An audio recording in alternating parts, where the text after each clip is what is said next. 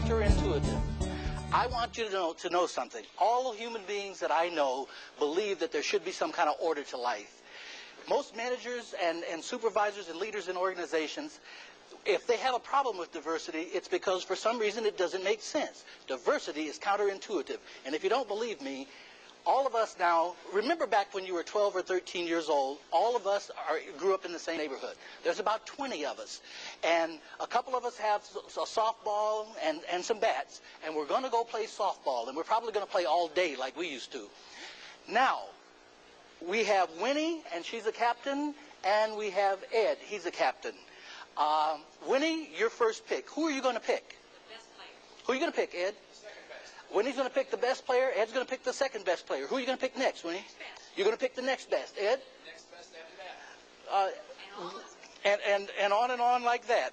My sister. Well, you probably better pick your sister so you stay out of trouble at home later on. But in reality, we know that it makes no sense not to pick the best. And if you don't believe me, watch a group of little kids when they play. They want to win, so they pick the best player.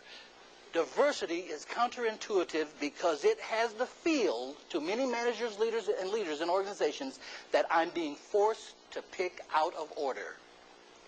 Do you know something? Natural human intuition says, that doesn't make sense to me. Why should I pick out of order? So, the issue is this. How do you find the empirical best in a situation that's often intractable, like we run into in diversity? There is only one way to do it, and that is we must develop our people. Now, I'm going to show you what development is because, believe it or not, if we develop all of our people to the exclusion of none, diversity will disappear as a divisive issue and become a bottom-line business advantage. Well, I have news for you. If we're going to break that counterintuitive nature of diversity, then development must really be something. Development better be more than a notion. Well, we're going to draw a picture of development. All people born on this earth come into this world with massive potential. Now, I started with a zero. We don't come in as zeros. That little child, when that little child is born, that little child has massive potential. They want to touch everything. They want to eat everything. They want to see this. They want to be in every discussion. That's massive potential.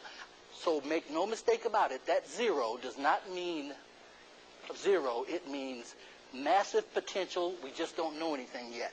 So you know what we start to do? We start to develop our children right away. We start to develop them right away.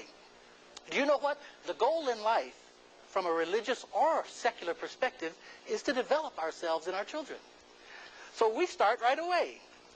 The goal in life is to take that massive potential and convert it to kinetic. So we maximize on that potential. From a religious perspective, it's to take what God gave you and do something with it and give something back. From a secular perspective, it's the same thing.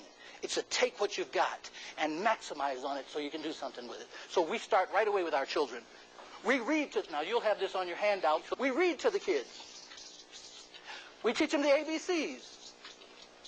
We send them to elementary school. But development doesn't stop there. They get on-the-job training. They get formal training. Like I said, you have this on your handout. They get experience. And you know what we literally say at some point? At some point, we literally say they're qualified. Now, I have a question for you.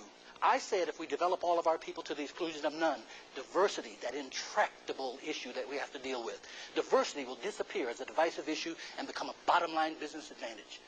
If development is that powerful, and I say it is, then let me ask you a question. Is this development? I see some, this guy's an idiot. Of course that's development. I see some, must be, but this is a trick question.